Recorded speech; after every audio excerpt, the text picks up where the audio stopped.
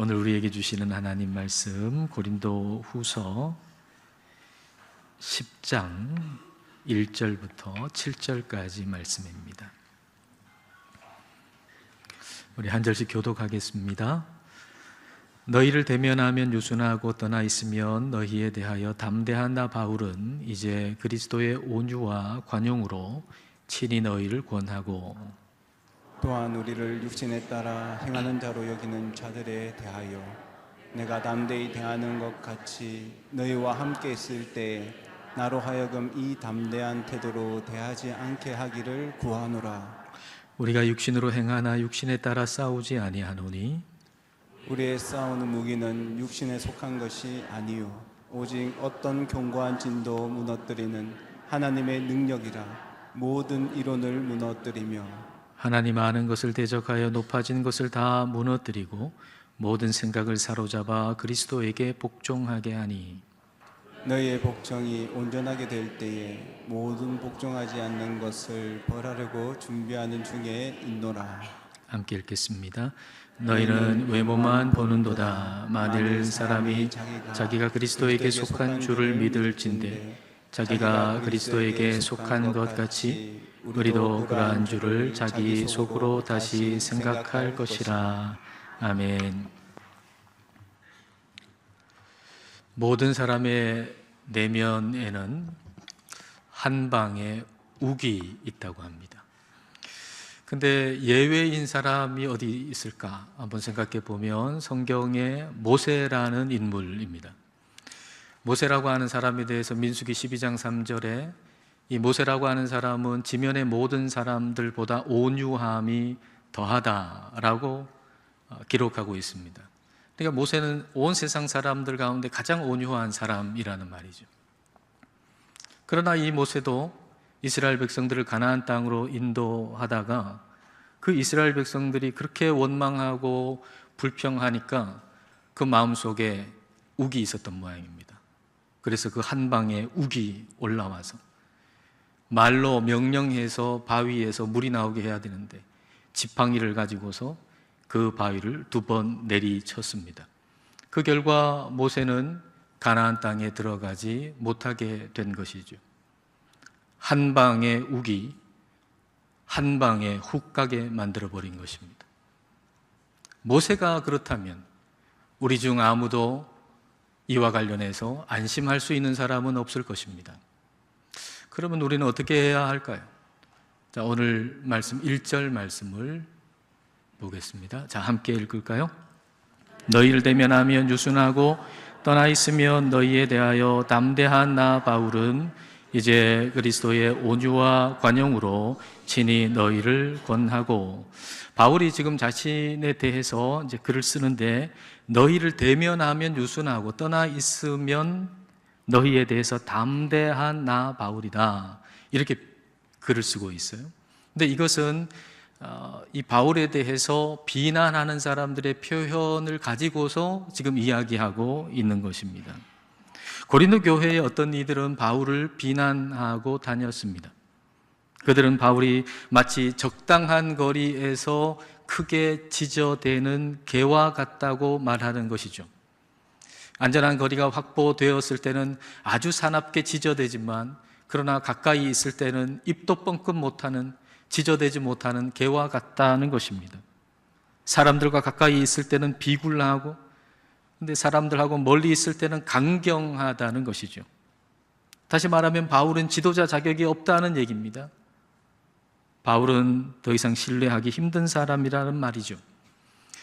여러분이 바울의 입장에 있었다면 어떨까요? 그 고린도 교회 사람들이 자기에 대해서 지금 수군수군거리고 있는데, 비난하고 있는데 그런 말을 들었을 때에 얼마나 화가 날까요? 그 분노를 참기란 쉽지 않을 것입니다. 근데 바울이 뭐라고 하나요?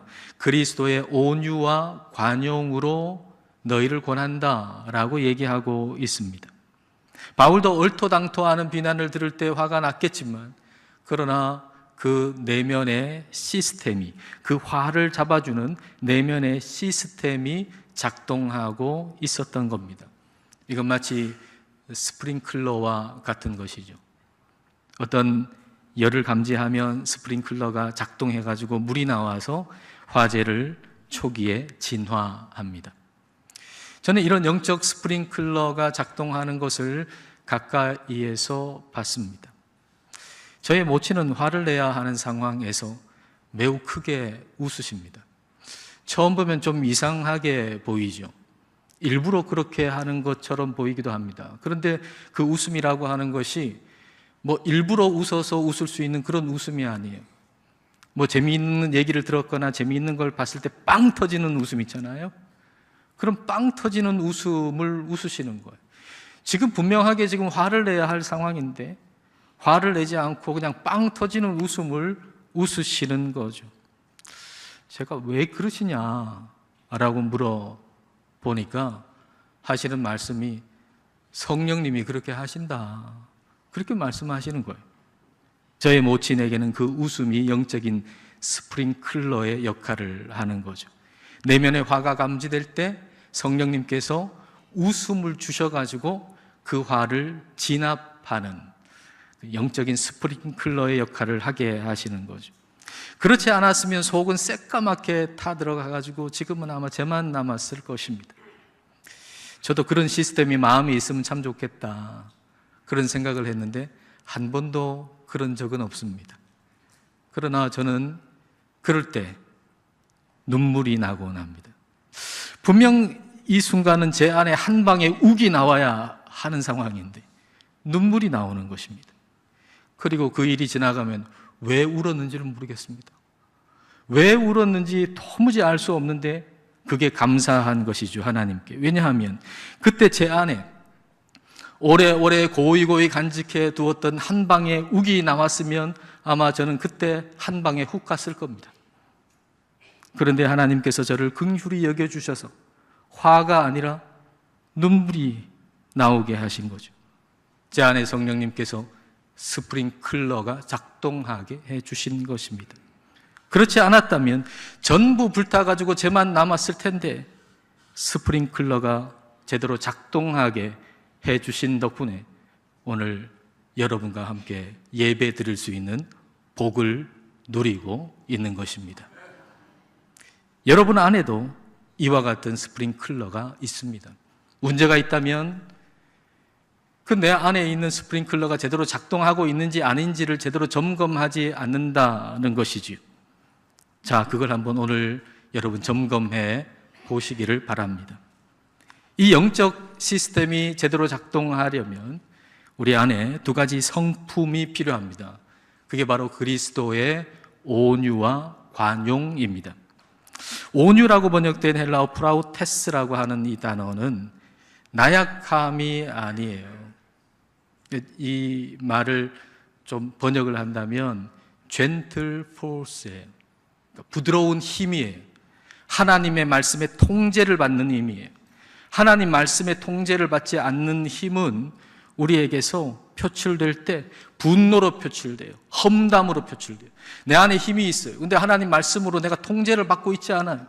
그러면 그게 분노로 표출되고 그리고 험담으로 표출돼 가지고 독소를 나타내게 되지만, 그러나 하나님 말씀에 우리가 통제를 받게 되면 그 힘은 균형을 잡는 힘으로, 균형 감각으로 나타납니다. 여러분, 평균대를 한번 생각해 보세요. 평균대. 그 평균대를 여러분 생각해 보시면 폭이 한 10cm 정도 되잖아요. 그리고 길이는 한 5m 정도 되고 높이는 한 1m 정도 됩니다. 근데 그 좁은 평균대를 균형 잡아서 이렇게 걸어가는 것 자체가 얼마나 힘든 일입니까? 얼마나 어려운 일입니까? 근데 체조 선수를 보면 그 체조 선수가 너무나도 부드럽게 체조를 하잖아요. 걷는 게 아니고 막 한 바퀴 돌기도 하고 뭐 그렇게 하잖아요. 그건 중심을 잡는 힘이 있기 때문이에요. 중심을 잡는 힘. 이게 그리스도의 온유인 거죠. 그리스도의 온유, 그건 바로 영적인 중심을 잡는 힘을 얘기하는 것입니다. 여러분, 예수님이 얼마나 부당한 일을 많이 당하셨어요? 그러니까 우리가 어떤 분노가 일어날 때 항상 기억해야 되는 것은 우리 주 예수 그리스도예요. 우리 주 예수 그리스도가 얼마나 부당한 일을 많이 당하셨어요. 온갖 거짓말들, 온갖 모욕들, 침뱉음을 당하고 그리고 십자가에서 못 박히기까지. 근데 예수님은 중심을 잡는 부드러운 힘, 그 온유함으로 균형을 잃지 않으셨던 것입니다. 우리가 그리스도의 온유를 생각할 때 내 안에 영적인 스프링클러가 작동하게 되는 것이죠. 자, 또 하나는 그리스도의 관용입니다. 관용이라고 번역된 헬라어 에피에이케이아라고 하는 이 단어, 이 헬라어 단어를 조금 풀이해 본다면 justice beyond justice, 정의 너머의 정의라고 번역할 수가 있습니다. 자, 일반적으로 우리가 엄격한 어떤 법적인 어떤 요건을 가지고서 따지고 하는 것을 정의롭다 그렇게 얘기하잖아요. 그리고 관용이라 그러면은 그 법적인 거 다 무시하고 다 봐주는 거, 그걸 우리는 관용이라고 생각하지만 그건 관용이 아니에요. 그런 관용은 무질서의 다른 이름일 뿐이죠. 법을 없애버리는 관용이라고 하는 것은 무법천지를 만드는 것이죠. 예수님의 관용은 법을 없애는 게 아니에요. 정의를 없애는 게 아니에요. 예수님의 관용은 법 너머의 법이에요. 예수님의 관용은 정의 너머의 정의예요. 여러분, 율법으로는 우리가 다 죽어야 되잖아요. 성경 율법 말씀에 하나라도 우리가 범하면 우리는 구원받을 수 없어요. 우리는 다 멸망할 수밖에 없어요. 그런데 예수님께서 우리의 죄를 대신해서 십자가에서 죽으셨지요. 그래서 율법을 완성하셨잖아요. 예수님께서 십자가에서 죽으심으로 율법을 완성하시고, 그래서 율법을 완성하신 예수님 안에서 우리는 받아들여졌단 말입니다. 율법을 폐기해가지고 우리가 받아들여진 게 아니라 율법을 완성하신 예수님 안에서 우리가 온전하게 받아들여졌다는 것이죠. 그래서 이게 바로 그리스도의 관용이에요. 법을 없애서 우리를 받아들이신 게 아니라 법 너머의 법으로, 율법 너머의 법으로, 그리고 정의 너머의 정의로 우리를 받아주신 것, 그게 바로 그리스도의 관용인 거죠. 우리가 우리 자신을 옳다고 여기는 어떤 율법의 잣대가 있지 않습니까? 나름대로 율법의 잣대가 다 있어요. 그런데 그 율법의 잣대를 가지고 있기 때문에 어떤 이에 대한 분노가 일어나는 거예요. 만약 내 안에 그런 율법의 잣대가 없으면 화가 날 일도 없죠. 그런데 내 나름대로 율법의 잣대를 가지고 있다 보니까 그 율법의 잣대 벗어나는 저 사람 너무 화가 나. 저 사람 도저히 받아들일 수가 없어요. 그래서 내 안에 있는 율법의 잣대가 점점 분노를 일으켜 크게 만들어 가는 거예요. 이때 우리 안에서 그리스도의 관용이 생각이 나야 돼요. 그리스도의 관용이. 그래, 나도 도저히 받아들여질 수 없는 사람인데 그리스도의 관용으로, 그리스도의 십자가로, 그 정의 너머의 정의로, 그 십자가로 나를 받아들여 주시지 않았는가? 라고 우리가 그리스도의 관용을 생각할 때 내 안에 영적인 스프링클러가 작동하게 되는 겁니다. 자, 그러면 그 그리스도의 온유와 관용이 내 성품이 되게 하기 위해서 우리가 뭘 해야 될까요? 가만히 있는다고 해가지고 그게 우리의 성품이 되는 게 아니잖아요. 뭘 해야 될까요? 자, 3절부터 5절까지. 자, 말씀 같이 읽을까요? 우리가 육신으로 행하나 육신에 따라 싸우지 아니하노니 우리의 싸우는 무기는 육신에 속한 것이 아니요 오직 어떠한 견고한 진도 무너뜨리는 하나님의 능력이라. 모든 이론을 무너뜨리며 하나님 아는 것을 대적하여 높아진 것을 다 무너뜨리고 모든 생각을 사로잡아 그리스도에게 복종하게 하니. 우리가 다 육신을 가지고 이 세상에 살지 않습니까? 그런데 우리가 이 세상에 살지만 이 세상의 방식으로 살아가는 것은 아닙니다. 그러니까 예수님 믿는 사람은 싸움의 종류가 다르고 싸움의 무기가 다르다는 겁니다. 자, 싸움의 무기는 뭔가요? 우리의 싸움의 무기는 하나님의 능력, 하나님의 말씀이에요. 그럼 싸움의 종류는요? 우리는 뭘 가지고 싸워요? 우리의 싸움의 종류는 뭐예요? 하나님의 능력인 하나님의 말씀, 그 말씀보다 더 높아진 생각을 다 사로잡아 가지고 그리스도에게 복종하게 만드는 싸움, 이게 바로 우리의 싸움이라는 것입니다. 이 생각이라고 번역된 헬라어 단어 노에마라는 단어는 좀 넓은 의미의 단어예요. 그러니까 우리의 마음의 동기, 마음의 생각까지도 포함한 단어고, 그리고 우리의 감정까지도 포함되어 있는 단어입니다. 즉 우리의 싸움은 하나님의 말씀의 능력으로 우리의 생각, 우리의 감정, 우리의 동기, 우리의 계획, 우리의 소원, 그 모든 걸 다 사로잡아서 그리스도께 복종케 하는 것, 그리스도께 무릎 꿇게 하는 것, 이게 바로 우리의 싸움이라는 것입니다. 우리가 기도하는 시간은요, 바로 우리의 생각과 우리의 감정과 우리의 소원을 그리스도께 복종케 하는 시간입니다. 여러분, 기도는 우리의 문제가 해결하기 위한 문제 해결의 도구가 아닙니다. 기도는 우리가 원하는 걸 이루기 위한 도구도 아닙니다. 물론 우리는 문제 해결을 해달라고 하나님께 기도할 수 있습니다. 내가 바라고 원하는 것 들어달라고 우리는 기도할 수 있습니다. 무엇이든 하나님께 다 아뢰일 수 있습니다. 하나님 앞에 못 가지고 가는 것은 없습니다. 무엇이든지 다 하나님께 가지고 가서 하나님께 다 아뢰고 기도할 수 있습니다. 그러나 기도에서 내 생각과 내 소원이 마침표가 되어서는 안 된다는 것, 그리스도가 마침표가 되어야 합니다. 즉 우리의 모든 생각, 모든 소원, 모든 감정을 다 사로잡아서 그리스도께 복종시켜야 한다는 거예요. 사로잡는다는 건 포로가 되게 한다는 거거든요. 우리의 모든 생각과 감정, 우리의 모든 소원, 이게 다 포로로 잡아가지고 그리스도께 무릎 꿇려야 한다는 거예요. 다시 말하면 그리스도가 기도의 최종 응답이 되어야 한다는 거죠. 그리스도가 기도의 마침표가 되어야 한다는 겁니다. 근데 그렇지 못할 때가 참 의외로 많습니다. 그리고 그렇지 못하다는 사실조차도 인식하지 못하고 살 때가 꽤 있습니다. 여러분 생각해 보세요. 왜 기도하고 낙심하죠? 내가 원하는 거 들어달라고 기도했는데 하나님 안 들어주셔가지고 낙심하나요? 그건 무슨 의미죠? 하나님께 이렇게 들어달라고 기도했는데 하나님이 안 들어주셔가지고 내가 낙심했다는 것은 무슨 의미죠? 내가 기도한 내용을 하나님보다 더 높이 생각하고 있다는 의미가 아닌가요? 우리가 간절히 원하는 걸 하나님께 기도한다는 것은 내가 간절하게 원하는 내용이 하나님 아래에 있다는 고백으로부터 시작되는 게 기도입니다. 그렇잖아요. 내가 원하는 게 하나님보다 저 위에 있어요. 하나님이 저 밑에 있어요. 밑에 있는 하나님한테 어떻게 구해요, 그걸?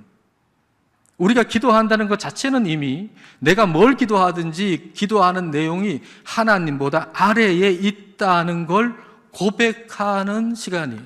그러면 기도자가 끝까지 지켜야 할 건 뭐냐? 내가 아뢰고 기도하는 것이 하나님보다 절대로 높아져서는 안 돼요. 이게 기도하는 사람이 끝까지 지켜야 할 사항이에요. 기도의 마침표는 그리스도이시지 내 소원이 아니에요. 기도의 최종 응답은 그리스도이시지 내 바람이나 내 생각이 결코 아닙니다. 기도하고 낙심한다는 것은 내 생각, 내 소원을 하나님보다 더 높게 생각하고 있다는 겁니다. 기도하고 낙심되고 있다면 여러분 이걸 깨달으셔야 합니다. 그리고 이걸 깨닫고 내 생각이, 내 감정이, 내 소원이 그리스도보다 더 높아져 있구나 라고 하는 걸 깨닫고 그 모든 생각, 소원, 감정을 사로잡아서 그리스도 앞에 무릎 꿇려야 합니다. 즉 하나님의 말씀을 벗어난 생각이 없게 만들어야 됩니다. 하나님의 말씀을 벗어난 생각이 내 생각 속에 없게 만들어야 됩니다. 여러분 화로가 불을 타는데 그 화로 안에 불씨가 바깥으로 나와가지고 온 산을 불태울 수 있는 것처럼 하나님의 말씀에 벗어난 내 안에 있는 생각 하나가 내 온 마음을 다 어지럽게 만들고 혼란스럽게 만들고 교만하게 만들어서 패망으로 이끌고 갈 수 있다는 그 생각 하나가 말입니다.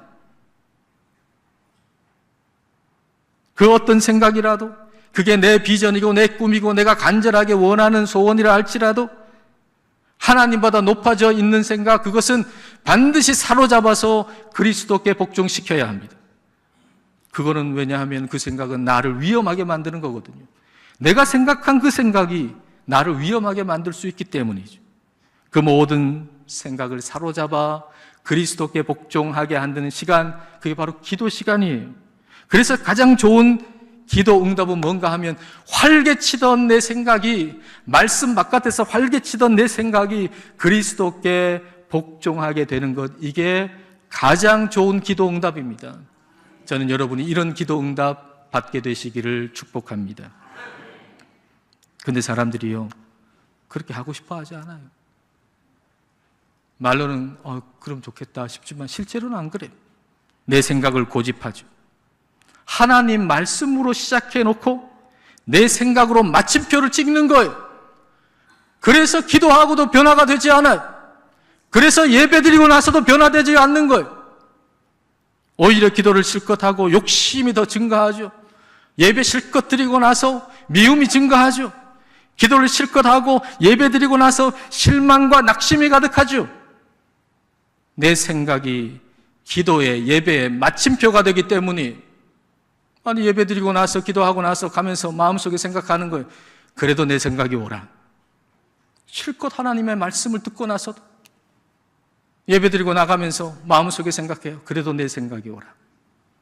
그래도 내 감정이 중요해. 그래도 내가 원하는 게 이루어져야 돼.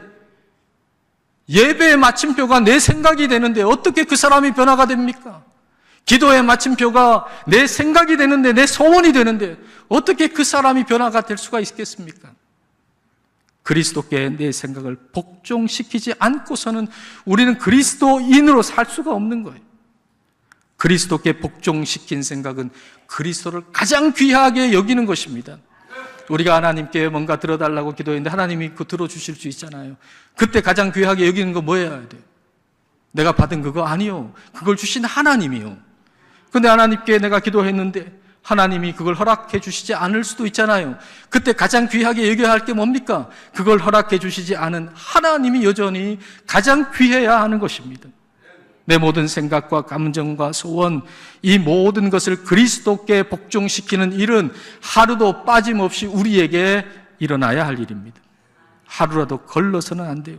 이 싸움 없이는 우리가 그리스도인이 될 수 없고, 이 싸움이 없이는 교회가 될 수가 없는 거예요.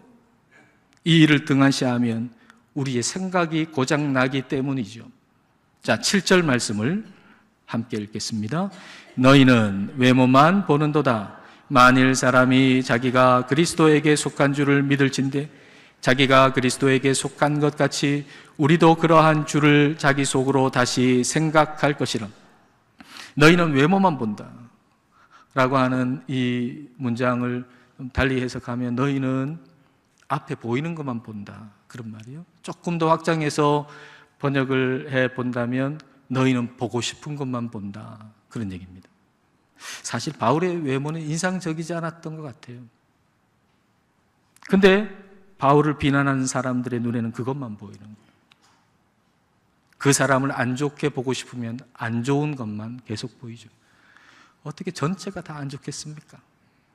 좋은 점도 있지 않겠습니까? 근데 그 사람을 안 좋게 보기를 원하는 사람은 안 좋은 것만 계속 보이는 거예요.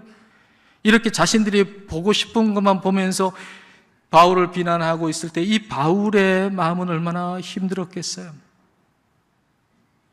근데 바울이 뭐라고 하나요? 그래, 너희들이 너희 자신을 그리스도께 속해 있다고 얘기하는 것처럼, 생각하는 것처럼 우리도 그리스도께 속해 있다는 걸 한번 다시 생각해 주기를 바란다 라고 얘기하잖아요. 여러분, 이 얘기 속에 바울이 지금 뭘 보고 있다는 걸 알 수 있나요? 그리스도의 관용을 보고 있다는 걸 알 수 있죠. 사실 바울도요, 과거에 비방하고 공격하는 일에 일각에 있는 사람입니다. 바울 원래 착한 사람 아닙니다. 바울도요, 교회를 핍박하는 일에 한가닥 하던 사람이에요. 사람 공격하고 무너뜨리고 이 일에 일가견 있고 한가닥 하던 사람이란 말입니다. 근데 그런 나 같은 사람도 법 너머의 법으로, 정의 너머의 정의로, 법을 딱 들이대가지고 너 안 돼! 라고 제외시키지 않고 그 너머의 법으로, 그 너머의 정의로, 다시 말하면 그리스도의 십자가로 나 같은 사람도 받아들여 주셨다라고 하는 그리스도의 관용을 지금 보고 있는 거거든요. 그리스도의 관용을 보니까 그 내면에 스프링클러가 작동하는 거죠. 그래서 화 대신에 권면하는 거잖아요. 외면만 보고 평가하는 너희들이요, 보고 싶은 것만 보고 비난하는 너희들이요, 그렇게 비난하며 너희 속이 바울이 타기 전에 먼저 비난하고 있는 너희의 마음이 다 타버릴 너희들이요, 그리스도의 관용이라는 스프링클러가 너희 안에 작동하고 있는지 한번 점검해 봐라. 너희가 살려면 네 안에 영적인 스프링클러가 작동해야 된다. 지금 그거 얘기하고 있는 거잖아요. 여러분, 오늘 우리 자신에게도 한번 물어보십시다. 내 안에 스프링클러가 작동하고 있는가? 우리의 삶에 화날 일이 있죠. 부당한 대우를 받을 때도 있고 부당한 비난을 받을 때도 있죠. 그런데 그때마다 분노로 대처한다면 그 분노로 남을 태우기 전에 나 자신이 먼저 다 타버리고 말 것입니다. 하나님께서 모세에게는 엄격하셨습니다. 하나님께서 모세에게 엄격하셨던 것은 오늘날 특별히 교회의 지도자들에게 엄격하다는 것을 가르쳐 주시는 것입니다. 여러분, 직분은 책임이 있습니다. 그러므로 저를 비롯하여 직분을 가지신 여러분들이요, 한 방의 우기, 한 방에 훅 가게 만들 수 있다는 것을 기억하시고 조심하셔야 합니다.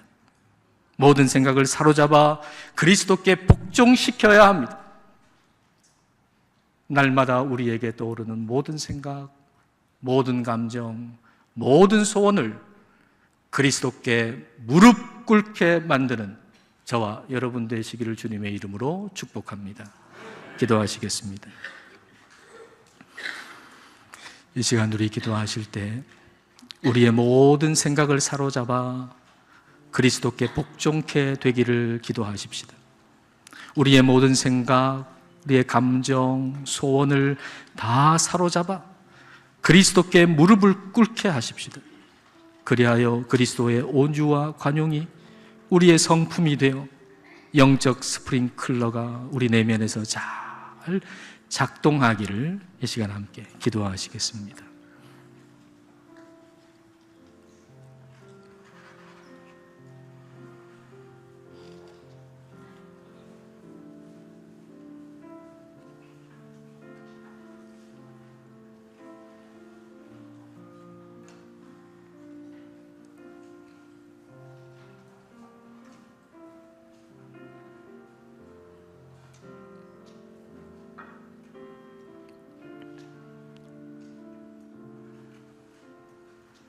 하나님 아버지, 독생자 그리스도의 보혈의 은혜로 우리를 하나님의 자녀가 되는 복을 주셨습니다. 그러나 우리는 우리의 생각을 꺾지 못하고 하나님의 말씀을 벗어난 생각으로 우리 스스로를 위험에 처하게 하고 있습니다. 성령님, 우리의 모든 생각, 모든 감정, 모든 소원을 사로잡아 그리스도께 복종하게 하옵소서.